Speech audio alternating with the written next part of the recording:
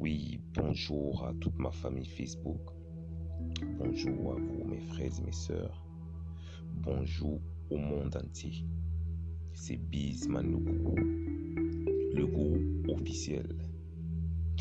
Mes frères et mes sœurs, comme promis, comme convenu, je viens vers vous aujourd'hui avec cette vidéo, la suite des vidéos pour expliquer, parler de l'origine de l'humanité, l'origine de l'être humain et particulièrement l'origine de l'homme noir et ses 5 millions d'années de règne unique sur Terre.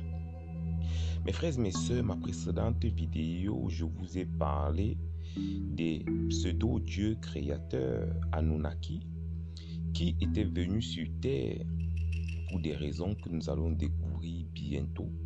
Et pendant la période, je vais dire, pendant leur location de la Terre, ils ont créé ou alors ils sont arrivés à des créatures qu'on appelle aujourd'hui l'être humain.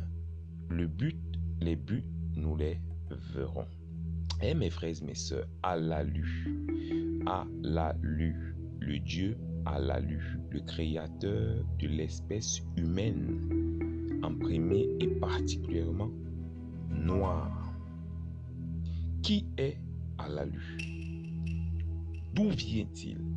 Comment est-il arrivé sur Terre? Et pourquoi? Pour quelle raison? Mes frères et mes sœurs, les photos, les captures d'écran que j'ai utilisées pour faire cette vidéo viennent de certaines recherches parallèles, parce qu'il faut dire que la connaissance, elle est vaste, l'histoire, elle est profonde, et chacun l'utilise à son bon escient. Jusqu'à aujourd'hui, le peuple noir a été coupé de toute vérité, ce qui les induit dans un esclavage total, parce que qui ne connaît pas est esclave de la connaissance. Mes frères et mes sœurs, sans perdre de temps, je vais parler ici d'Allalu. Allalu est selon les êtres humains, un dieu avec petit d. Donc, on va bien dire c'est un humanoïde extraterrestre vivant sur Nibiru, un roi, qui a régné sur Nibiru pendant des siècles. Comment est-ce qu'il a fait pour arriver sur Terre et pour quelle raison? Mes frères et mes sœurs, le Kebou nous explique que Nibiru est une planète qui orbite autour du soleil Némésis, du système solaire Némésis. Donc, l'étoile Némésis est la jumelle du soleil et elles sont parallèles. Donc, en orbitant, elle a été attirée par la force d'attraction du système solaire vers le système solaire. Donc, elle s'est retrouvée en train d'orbiter autour du système solaire. Le Kebou nous révèle que dans un premier temps, chaque fois quand elle n'avait pas encore trouvé sa bonne position pour qu'il n'y ait pas de dégâts, Nibiru venait en cohésion avec la Terre chaque fois qu'ils se rencontraient.